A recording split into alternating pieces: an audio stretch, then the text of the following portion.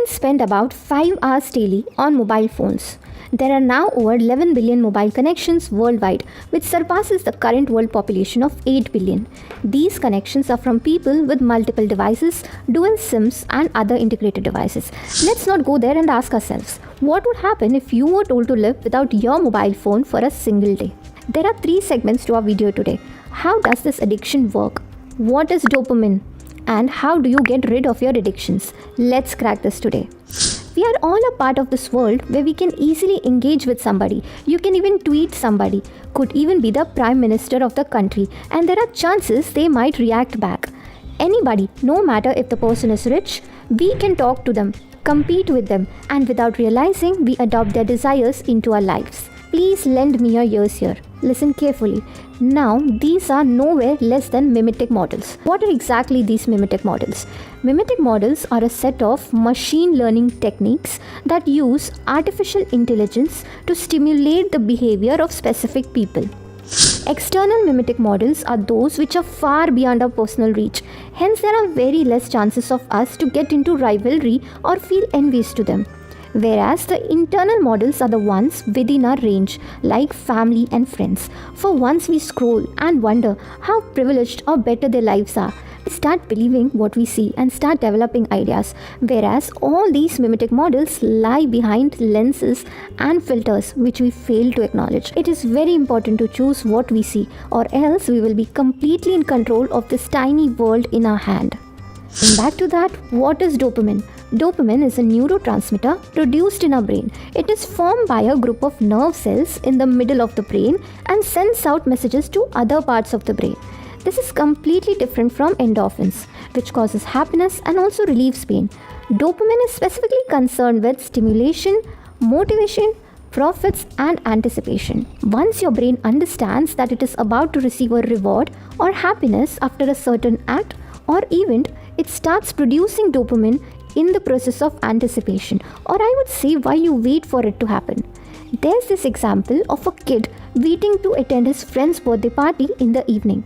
In this process, the kid starts thinking about the fun, snacks, and cake of the party, and while he thinks about all of this, his brain starts releasing dopamine. Dopamine plays a vital role in motivation. It is always expected to be on an ideal level, neither too high nor too low. And once the reward is received, the brain starts lowering the dopamine level gradually below the optimum level. Now let's try to understand this with the same example. If the kid waiting for the birthday party starts to attend birthday parties every day, will he possess the same level of excitement, energy, or happiness in the process of anticipation? No.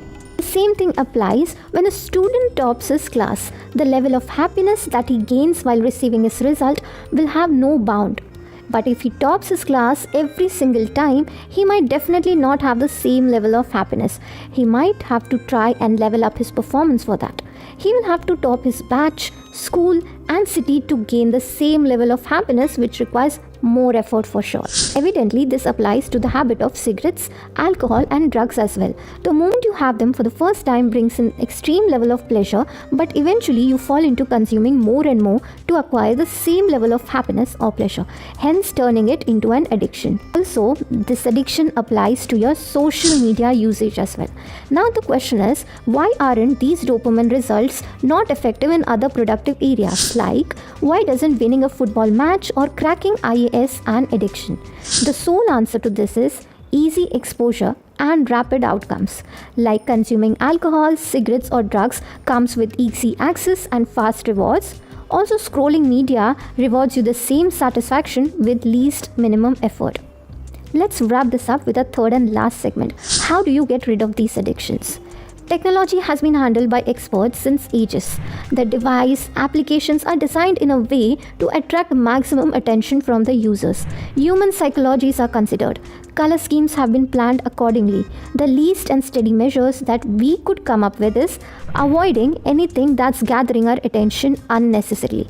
For example, I'll be sharing few of my experiences today. Scrolling and engaging only on those content which you feel is relevant and would like to see in future. Instagram, YouTube will recommend you your stuff. Hence, next time you see cringe in your feed, that's not because the application wants you to see it. It's because you have been religiously engaging with them, hence the constant recommendation. Second one is, if you really want to get rid of your addiction, you might want to turn off the notifications or delete the application. Not your account, but the application for time being, and start accessing them via browser. Tried and tested, works the best. Reduce the quick access, that's all I want to say. The same level of ideology applies to other addiction as well. If you lack access to the cigarettes or alcohol store, or you don't have sufficient cash for it, you might want to take a step back at the moment. Hope I was able to put across my views in front of you. Thank you for sticking around.